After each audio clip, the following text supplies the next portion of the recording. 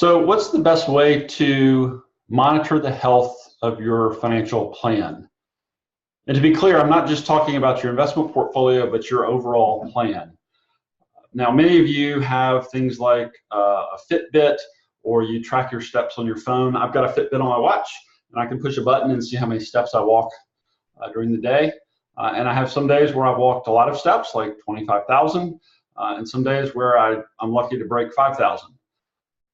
But if I'm monitoring my personal health, are steps taken the best way to monitor that? I don't think any of us will argue that moving around and getting up from our desks and exercising are all good things and have positive benefits to our health.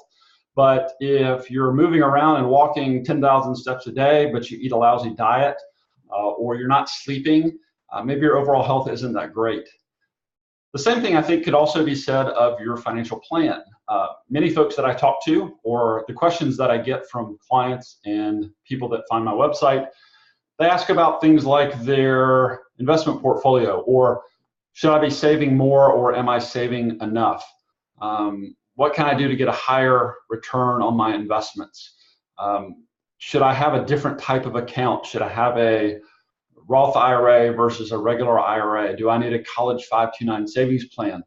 And while I don't think any of us could argue that those things aren't good things to have in place, because it's good to save, it's good to get a competitive return on your investments, it's good to have different investment and savings account types to get different tax advantages, I don't think there's any one measure of the health of your financial plan other than, are you on track to achieving your most important goals, the things that are important to you and those that you care about, whether that's family, friends, or maybe an organization that you care about.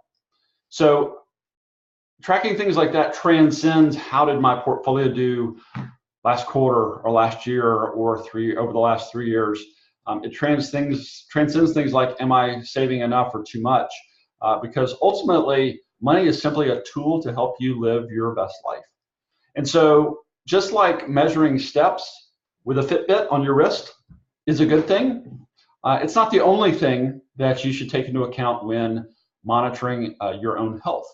Likewise, just looking at a piece of your overall financial plan is not probably the best way to monitor the health of what you're trying to accomplish in your life financially. So I think it takes a more holistic approach to look at savings and investing and account types.